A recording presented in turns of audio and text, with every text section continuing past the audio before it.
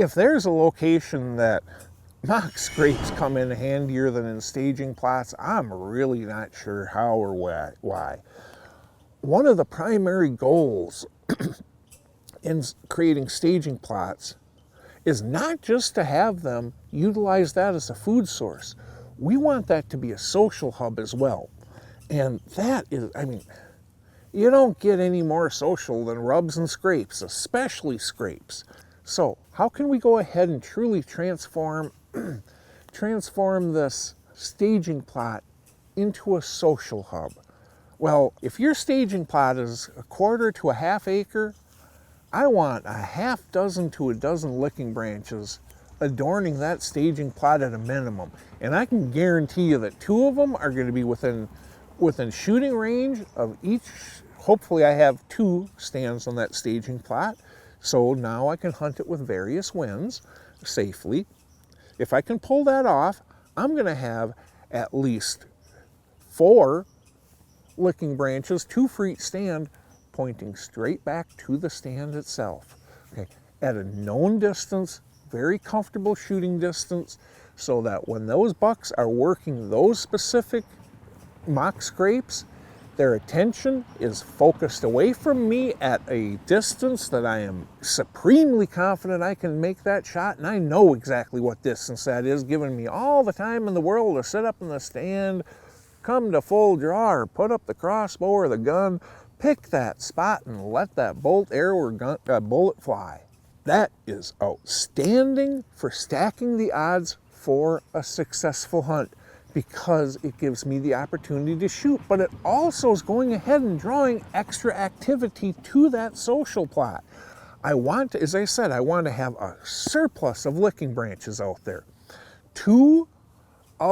If I have 2 stands on that staging plot, well, let me put it this way. For each stand I have on that staging plot, I will have 1 licking branch that's pointing back at that stand with a scent dripper filled with active scrape or hot scrape, and that is going to be key. I'm only going to have 1 though. I'm going to have 1 for this stand, and if I have a second stand, I'll have 1 for that stand as well. And then, you may notice earlier I said I want at least 2 for each stand. 1 of them I'm going to leave completely undoctored. The reason for this is I've noticed over the years that a percentage of mature bucks, they're more than happy to work every scrape they find.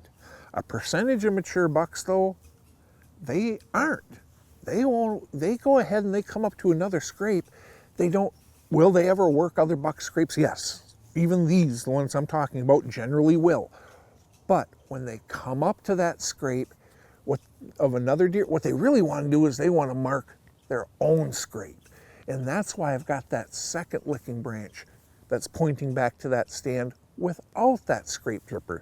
That scrape dripper does wonders for me because I need to cut my odors. Remember, when a whitetail's coming in and working a scrape, this right here is working overtime. I mean, she or he, they both work scrape, are sniffing like crazy. Well, I don't want to pollute that with my odor. So I'm going to cut my odors before I make these mock scrapes.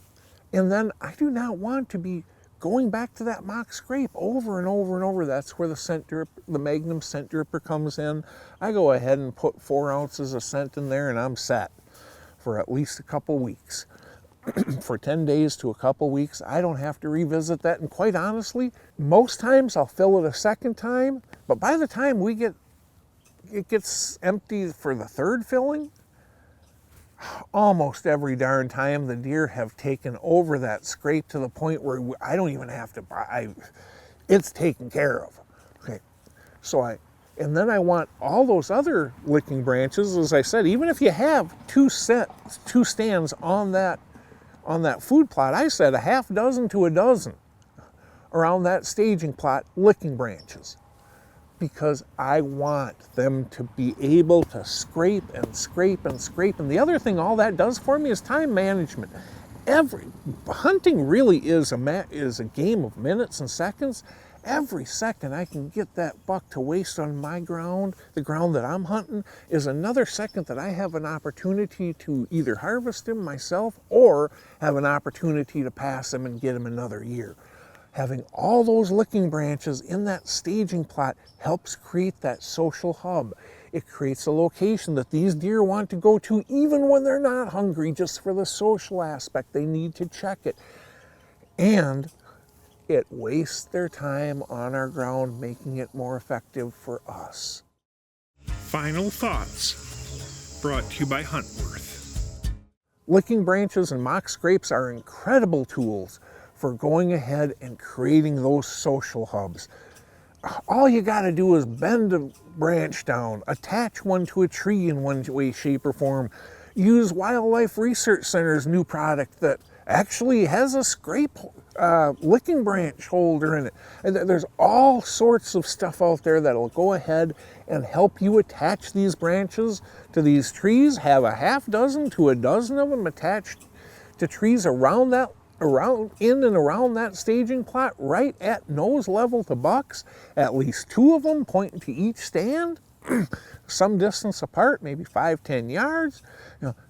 You do that stuff, you are stacking the odds to create a social hub, and those licking branches and mock scrapes are a huge part of the key.